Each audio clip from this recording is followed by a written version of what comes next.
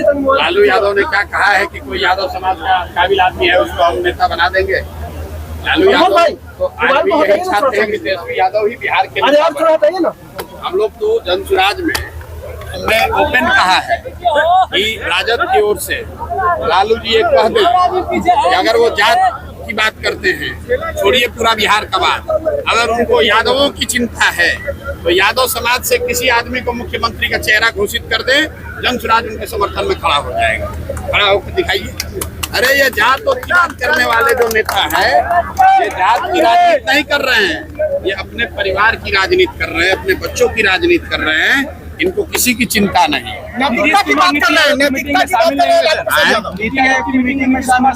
नीतीश कुमार नीति आयोग के मीटिंग में इसलिए नहीं शामिल हुए कि जो बात हम लोग पिछले 2-3 महीने से बता रहे हैं कि शारीरिक और मानसिक तौर पर नीतीश कुमार स्वस्थ नहीं है।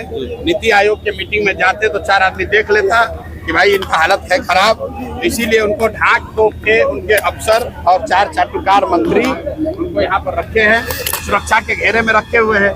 नीति आयोग के बैठक में जाते तो वहाँ अन्य मुख्यमंत्रियों से मिलना पड़ता, कुछ बोलना पड़ता, देश की मीडिया देखती, वहाँ कैसे आप छुपते। इसीलिए डर के मारे नहीं गए और आज गए एनडीए के मुख्यमंत्री। और दूसरे नजरिए से देखिए, जो देश का सबसे गरीब और पिछड़ा राज्य बिहार है, उसका मुख्यमंत्री विकास के लिए नीति आयोग के बैठक में नहीं जाता है और आज दिल्ली गए हैं कि जदयू को सीट 2 को ज्यादा मिले कि कम मिले। अपने आधे अरे भैया, जब दिमागे ठीक नहीं है, दिमाग काम नहीं कर रहा है तो किसी मीटिंग में जाएंगे, किसी में नहीं जाएंगे।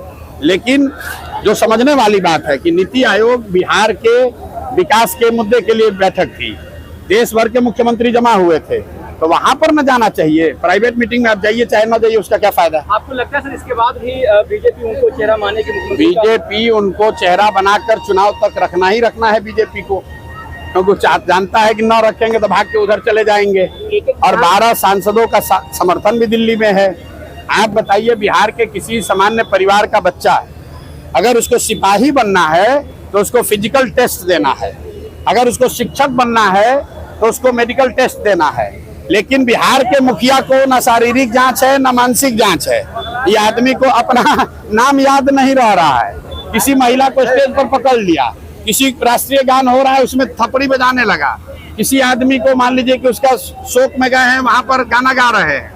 और ऐसे व्यक्ति को बीजेपी ने थोप रखा है बिहार पर, सिर्फ इसलिए कि 12 सांसदों का समर्थन दिल्ली में मिलता रहे।